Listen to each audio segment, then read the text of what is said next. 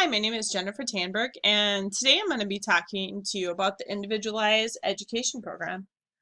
Do you have a child or know someone that has a child who is on an Individualized Education Program, otherwise known as an IEP? Have you always wanted to know what exactly an IEP entails and how it's put together? Today we're going to go through the 10 components of an IEP so you have a firmer grasp on what an IEP entails so that you may better advocate for your child while also being better prepared for an IEP meeting. There are 10 components to an IEP. Although all districts have different versions of an IEP, the bulk of the information is the same. We will discuss the components as follows. General information, present level of academic achievement and functional performance, otherwise known as PLAF, statement of measurable annual goals, Minnesota transition planning, progress reporting, services and modifications, least restrictive environment explanation, Minnesota accountability and graduation assessments, transfer of rights at age of majority, and extended school year, also known as ESY. First, we will discuss the first section of the IEP, which is the general information. On the top of the page, the case manager will fill in the resident district, which is the district in which you receive services, the IEP meeting date, and the date of the last comprehensive evaluation. And on the next slide here, we have a attachment of the first page. So we will go back and forth between the two.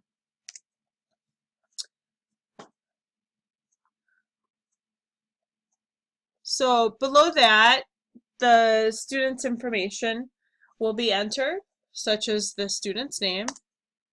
I'll let you see here. So we have the child's name, the MARS ID, the gender, the date of birth, the school, the grade, the providing district, the school address, and then adjacent to that, we are going to have the parent or guardian names, the relationship to the student, the address, if it's different, the phone number, and an email address. And then below that, the case manager will mark the box of the disability that the child is receiving services for. And then whatever the home primary language is that the student speaks, and then the child's primary language. And then if there is an interpreter needed for the delivery of services. And then our next attachment is, which should also be on the first page, is the IEP team. So the IEP team will be listed for the meeting with the names and the titles, and it will be indicated if they were in attendance for the meeting. So, and that's the whole team, everybody that works with the child, and then also the parents, because they are part of the team, very important part of the team. The next is the present level of academic achievement and functional performance, which is also known as the PLAF statement. And the PLAF is a statement that's written to describe the levels of academics that the student is currently performing. It will also describe the needs of the student educationally and in what areas. While the IEP team is thinking of ideas on how to write the PLAF statement, they will think about how the disability that was marked on the first page affects the student's learning at school. This statement should also describe specific skills or behaviors that need instruction. In doing so, it will help the team determine the accommodations that could set forth to help the student perform successfully. And again, I have what it looks like on the IEP. So they would just type in their statement there. And the next is the statement of measurable annual goals. So the PLAF statement is what the goals are based on. The IEP is going to have annual goals that will describe what the child is expected to accomplish within a year of writing the IEP. And each goal will have short-term objectives or benchmarks. And here is an attachment of what this will look like. So they'll write in there what the measurable annual goals are. And each goal, however many goals that they have, each goal has to have at least 2 objectives or benchmarks or a combination of the two. And objectives are the steps leading to the accomplishment of the goal, and the benchmarks are just developmental milestones. So we have an example. If you want your son for the written language goal, one of the objectives would, and there's 4 parts to it, the skill that you want the child to perform. So you want them to write a certain paragraph, however long, and the conditions for evaluating it, which is, the subject is given by the teacher. And then the criteria for evaluating it. Each paragraph needs a topic, sentence, and 3 supporting details. And then the evaluation procedures. 90% accuracy as measured on his quarterly assignment chart. And then, so that's just writing the paragraph. And then the second objective could be to do with spelling the words correctly and so much accuracy and the punctuation of the sentences. And the next one is the Minnesota transition planning. So in grade 9 or before, whatever the team decides, they will address the needs of the students in the performance areas that they've been working on. But at this point, we are trying to get the student to be successful in his or her life after high school. So we are going to focus on the post-secondary education and training, employment.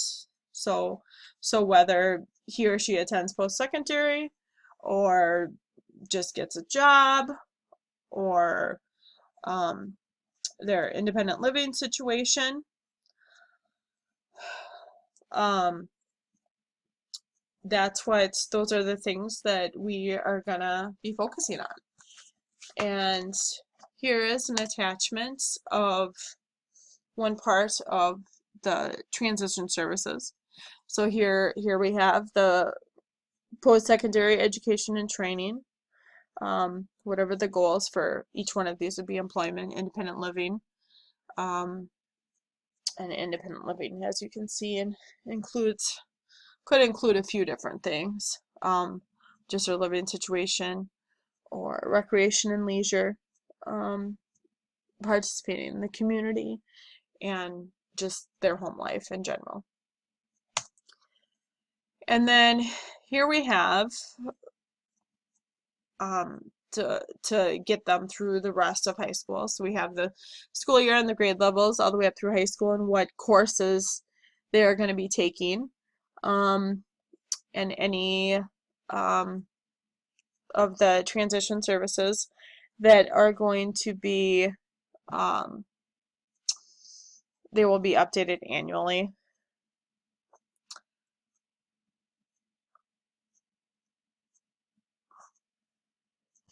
And the next section is going to be the progress reporting. And this here, we're going to go through the scheduled times and the methods that the staff will use to report the progress to the parents, how often and by what method progress reports will be provided. And the school must give you progress reports as many times, 3 times a year usually per IEP year, because it is based on however many times a child with non-disabilities will receive progress reports, i.e. report cards.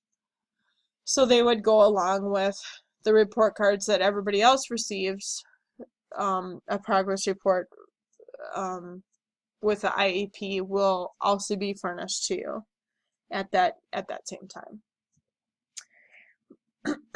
And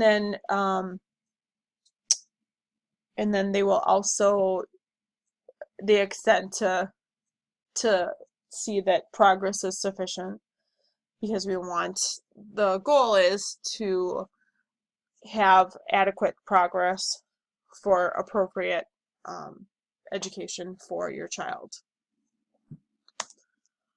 So here is where they would report that in the IEP. And the next section is services and modifications. And we have special services and support that will be provided to the child. And in the next slide here, we have how this will be written out in the IEP. We have special education and related services, when it's going to start, how many times a week or a month, if they receive OT once a week for 15 minutes. And again, here's the minutes per session. So let's say it's 15 minutes one time a week. And then they would write down where, if it's going to be in a resource room, if it's just going to be in the regular classroom. And I know now they try and keep the students in the regular classroom so that they are better apt to be successful, instead of pulling them out and having them learn singly in a resource room. And then they will also put the duration of, how long that they think that they will need these services for within the year. And then the next part is supplementary aids and services. If they need, here they say, any accommodations, assistive technology, or paraprofessional support. And the accommodations, what they will do is they don't want to change the standard or the level of the classwork, but they're just making accommodations for the child so that they can demonstrate that they do know the things on certain tests, as well as any other student without a disability. And again, they will put the start date, how many times a week, how many times a month, so many minutes. I mean, if they receive para support, like at the end of the day, to just pack up things, let's say about 10 minutes at the end of the day, and to just help get the child organized, and how many minutes if it's in the regular classroom, which at the end of the day it should be in the regular classroom, because you're organizing and packing up. And then how long in duration, how long do you think that they will need these services here?